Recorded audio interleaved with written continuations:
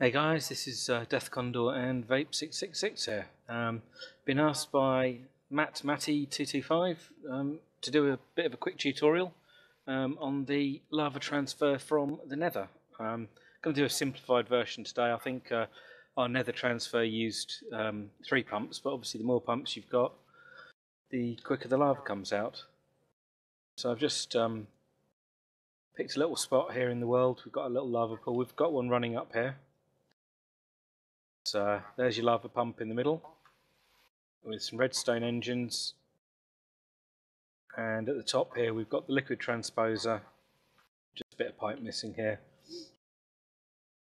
solar panel running a electric engine, and a couple of redstone engines to do the transfer between the 2 ender chests. So I'll just quickly pop down here and show you the bits. Apologies if I go too quick, never done a tutorial before. I assume you know how to go into NEI and have a look at components, so you can mode here. I'm in cheat mode, but so if you wanted to look up the redstone engine, how to build it, all you do is click on it, and it tells you need wooden planks, piece of glass, wooden gear, and a piston. Wooden gear is just 4 sticks. Pistons are wood, cobblestone, bit of iron, and a bit of redstone, and all of those can be crafted in your normal crafting table. So that's the same for all of these components at the bottom that I just mentioned. So if I just show you what we do, I've just placed a ring down here. We want the pump to pump down the middle, so if we just place one on each corner,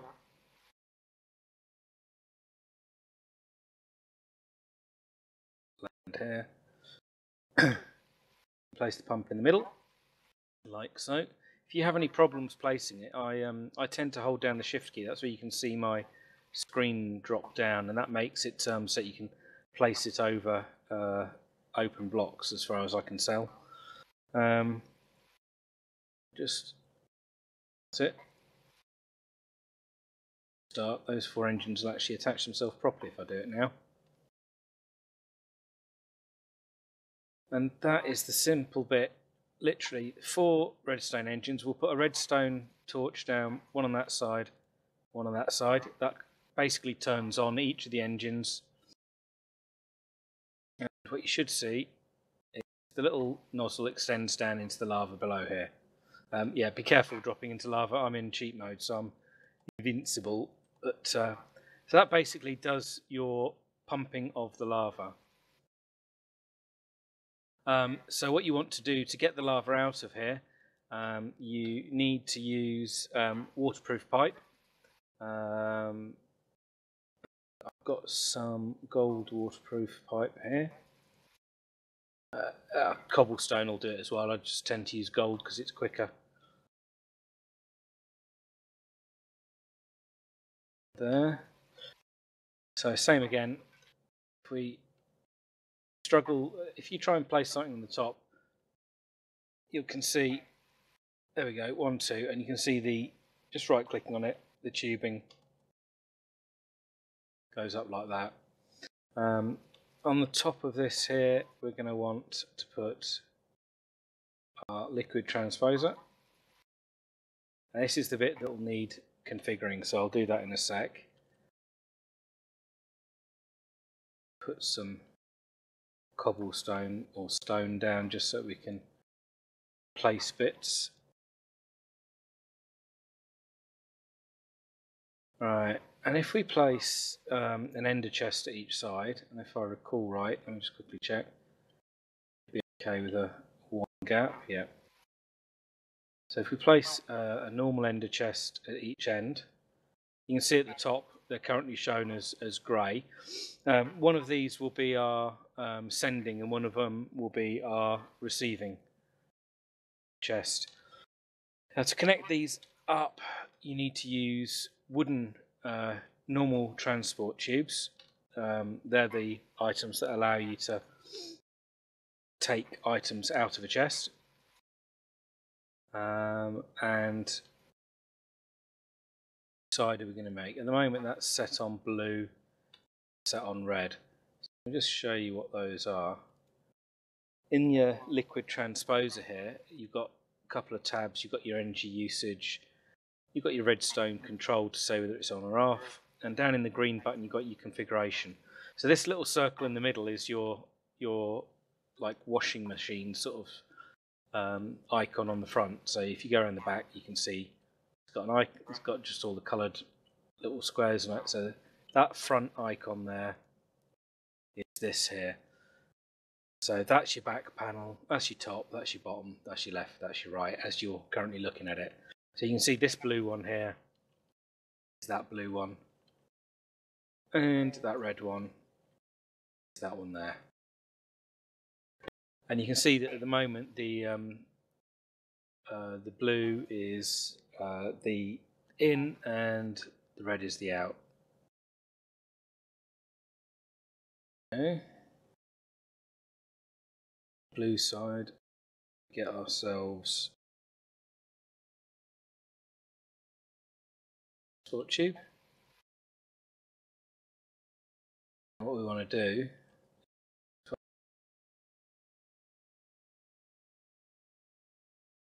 stone engines,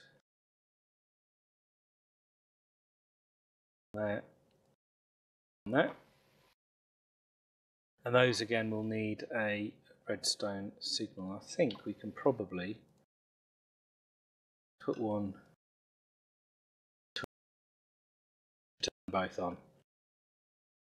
See there, they're both pumping away. Just had to have a quick pause.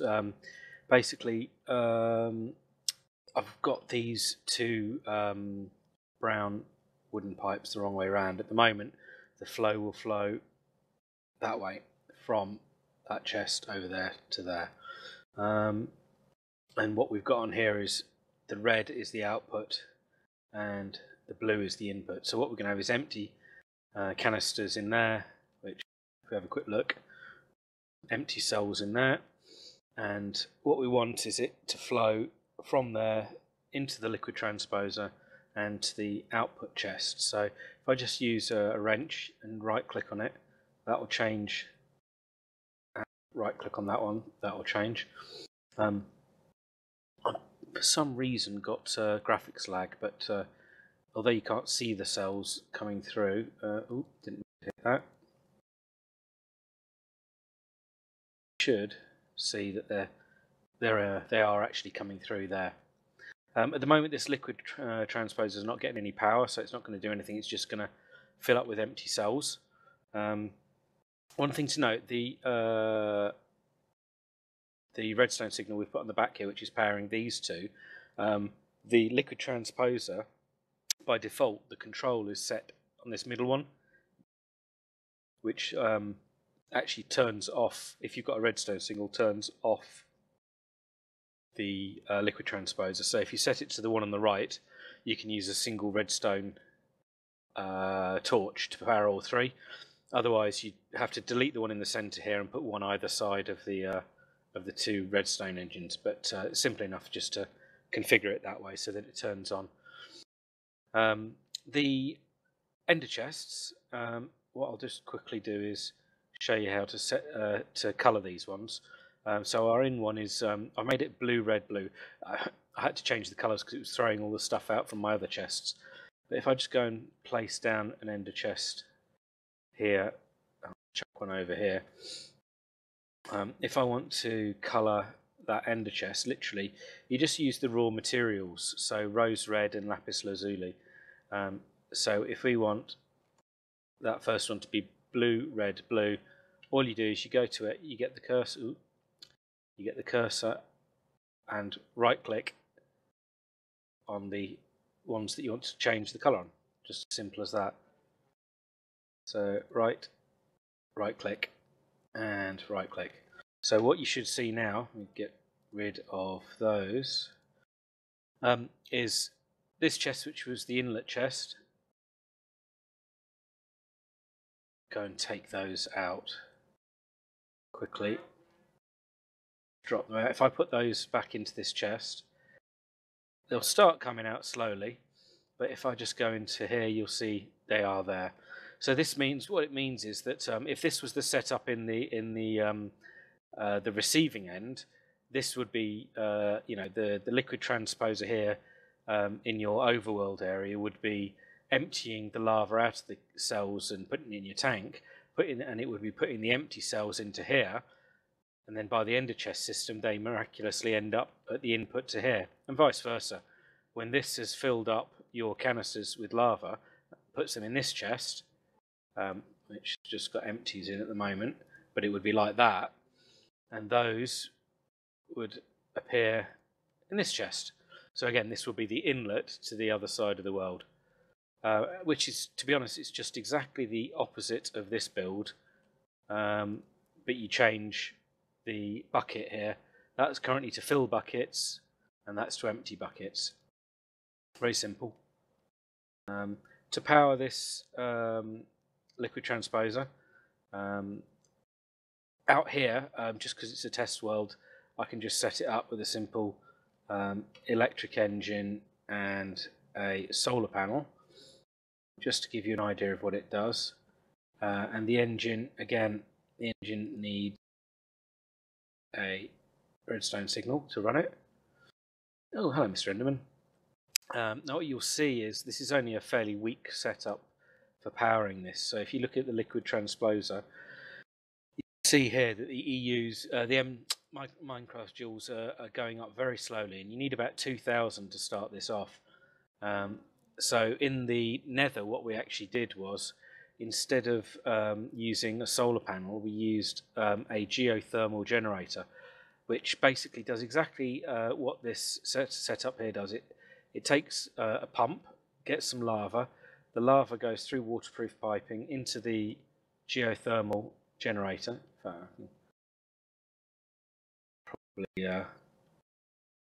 Probably show you how we do that. Waterproof pipe. If I grab us a geothermal generator,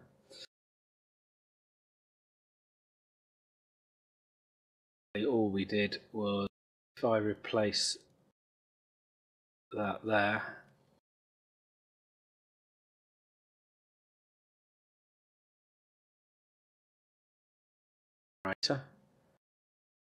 then just run pipe up to the geothermal generator, and what you'll see is it's flashing because it's basically charging up, and you can see here it's slowly building up the power, and when it's built it up, it will then start working. For a second to power up. Obviously the reason for doing that in the Nether is there's no solar to use, but plenty of lava. Getting there a little bit more top. Should hopefully in a sec be fully powered up. And that should then start charging up here, and as you can see, it's a lot quicker. So what you'll see over here is it's actually not 2,000, it's more like 1,200. You can see now here it's taking the lava that the pump had put into it and it's filling it up the cells. And again, I've got a graphical glitch, it's not showing them on here, but you can see in here the numbers going up quite quickly. There we go, 1718. So that is literally the simple setup. Obviously, if you want to get more lava, you basically build more of these pump stations and just pipe them together into this central area here. If you find that you're getting low on lava in the Nether, which shouldn't be, and this needs a kickstarting, you might need to kickstart a new pump, feed the geothermal, to feed the electric motor. That electric motor you can make more efficient by putting a bronze tube in here, and you can put more than one engine onto the liquid transposer. You could put one underneath there if you made enough room for it, and if you're not using it, you could put one on top. So we found that the most you needed was about 3 engines, there's not much room with all the pipe work for much else. So at the moment, yeah, all of those cells have come out, they've gone through the liquid transposer, and they've now gone into here. So over this side we'd do exactly the opposite. So you would have in. So you need a pipe to take it out. You would need a redstone engine to power both of those. I won't put the redstone engine on yet. I've put these a bit too far apart, but it doesn't really matter. So if we put our liquid transposer, say, here, and we're going to take out liquids. So the way that you want to configure this time is, if I just right click on that, in here you want the liquids coming out of, I believe it was the yellow on top. So the liquids should come out of the top slot. You've got your blue, which is meant to be your input, so let's just set the blue, so that's where your filled lava canisters come in, and the red we want as the out. So you can see the blue there and the red there. So if I had our shift key, put that on top, this is where our liquid should come out, and you would then take that over to whatever tank you want to put it in. So if I just pick out any old tank,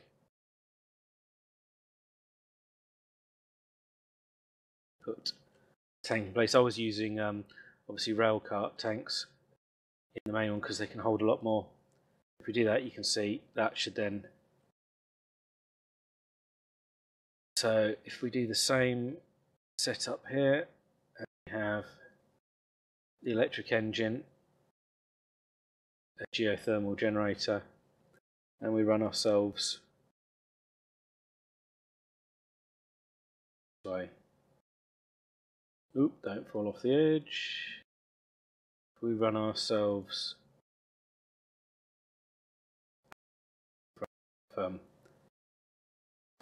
sec. It was only a small lava pool that I used here, but you can see there that would feed the geothermal generator.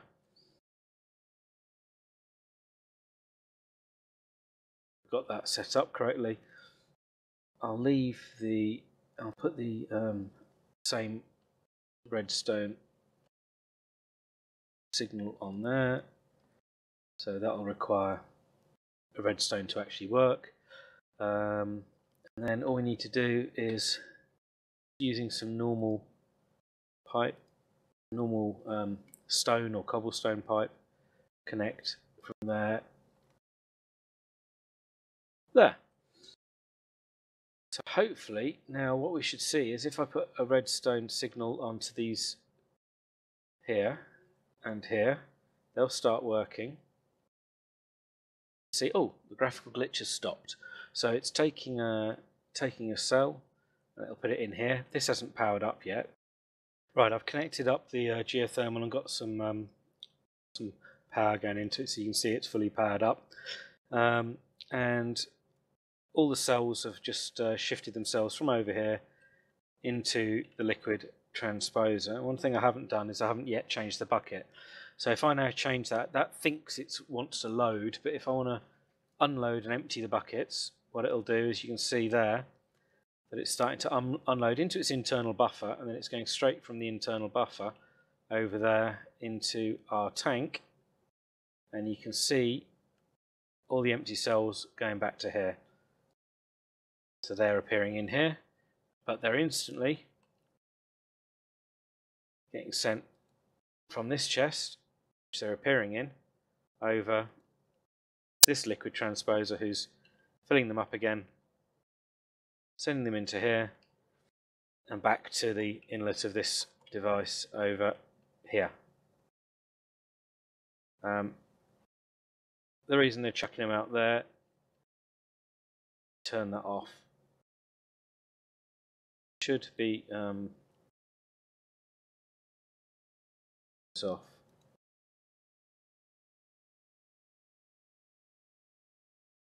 Shouldn't be overloading it. All the cells should just be coming this way, chucking them out because it was going to it's going too quickly for it to handle, I guess. So there you can see we've got a nice stream of empty cells out of the machine. We've got full cells coming into it. The electric engine. User joined your channel. And hello, Monsieur Vape. I'm recording the last few seconds of the tutorial.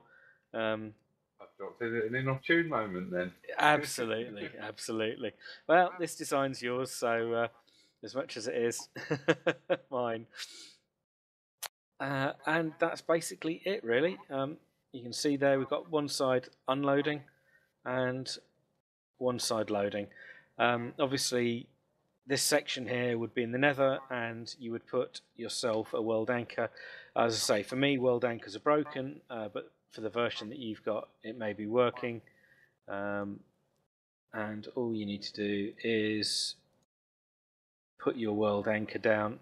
Keeps it in quite a big area, so you just put your world anchor down there, and you want a world anchor down near this slot as well. And that way, whenever you're between worlds, it will continue working. In our patch that we're using here, this is the Direwolf pack, these things now eat ender pearls. The version we did the design in before didn't need them.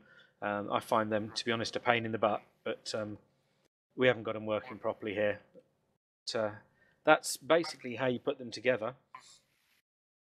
I hope this tutorial's helped you design one, and good luck with it, really, I guess. Right, just another little tweak. Just noticed that the output of these machines are intelligent, so you don't actually need the redstone. You can connect this up just with normal pipe, or have the chest right next to the blue output. Sorry, what am I talking about? The red output. So you can either slap it next to it, or you can put it, say, over here, and just hook it up with normal transport pipe, like that. You can see the cells just come out. So we thought you needed a redstone engine powering a wooden transport tube, but you don't. So that may very well apply over here. Same thing. I think if we take off that redstone engine, it won't actually stop that output. So the output of the machines is intelligent, but the input doesn't seem to be. So you have to force items in, but they come out of their own volition. So yeah, it's been a bit disjointed, this tutorial. I've not done many tutorials before, so I hope it is of some use. If there's anything that you can't figure out or don't understand, obviously feel free to post on the topic, and I'll try and help out with any descriptions that we can. The tank that I put on filled up very, very quickly, as you can see. So we use the railcart tanks. They hold up a lot more. They can be 7 by 7 by 8 high, so they hold like 7 million units rather than this. They're fun to build. I'll let you figure those out yourself. Okay, well, hope you liked it. Cheers, matey. Bye bye.